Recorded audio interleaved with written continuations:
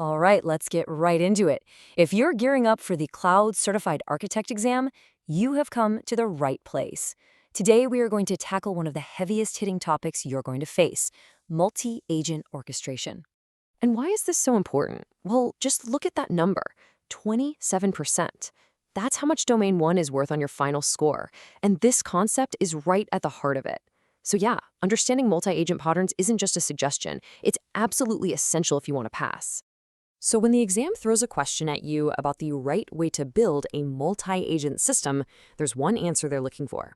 You need to know this one inside and out, the hub and spoke pattern. So what is it exactly? Well, think of it like this. You have a central coordinator agent. That's your hub. It's like the project manager. Now, the hub is smart. It doesn't do all the heavy lifting itself. Instead, it delegates specific jobs to specialized subagents. Those are your spokes. And here is the most important rule. And I mean, if you remember one thing, make it this. All communication, every single piece of it, has to go through the hub. The spokes never, ever talk directly to each other. Now, you've got to know why this pattern is the right answer. First up, context isolation. This just means each subagent only gets the info it needs for its job, nothing else. It keeps things clean. Then you've got focus tools. Instead of one giant agent with 20+ tools, each spoke gets just a handful. They're specialists. Parallel execution, that's all about speed. You can have multiple agents working at the same time. And finally, failure isolation. If one little spoke fails, the whole system doesn't come crashing down. These aren't just features, they are the exact reasons you'll pick this pattern on the exam. Okay, so we know the theory, but how do we actually do this? How do you create these subagents?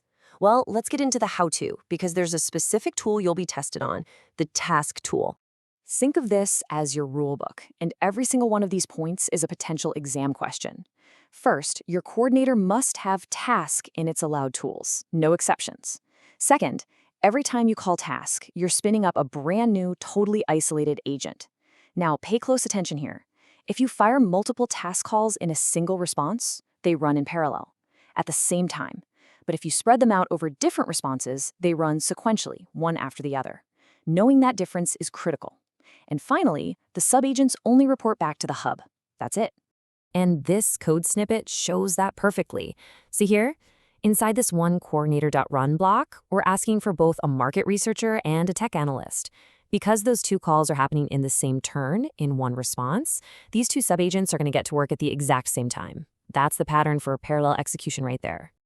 All right, we've mentioned this before, but we're giving it its own section for a reason. This is without a doubt the most important concept you need to nail for this part of the exam. Let's really dig into context isolation.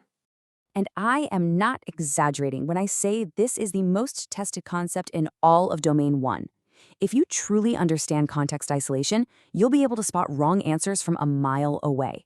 So let's make sure we get this down cold. This slide is your secret weapon.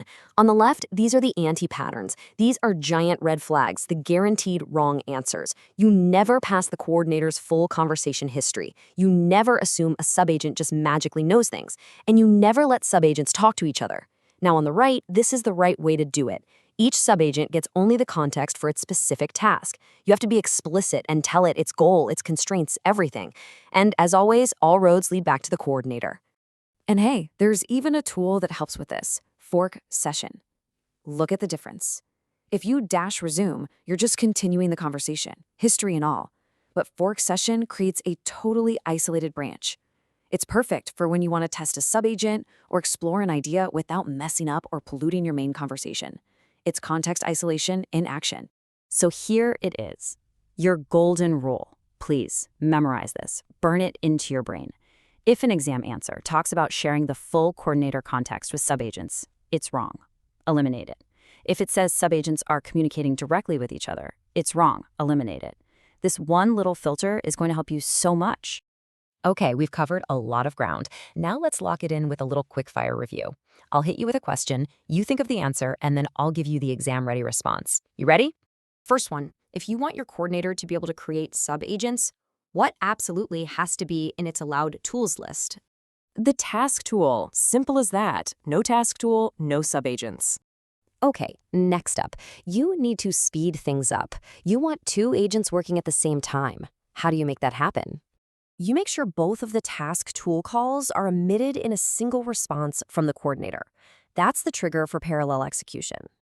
And here's the big one. When a coordinator hands off a task, what is the only context that subagent should ever get?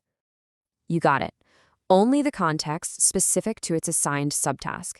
Never, ever, ever the full coordinator history. Remember that golden rule. And for our final question, you've got a new subagent you want to test, but you can't risk messing up your main conversation. Are you going to use fork session or dash resume?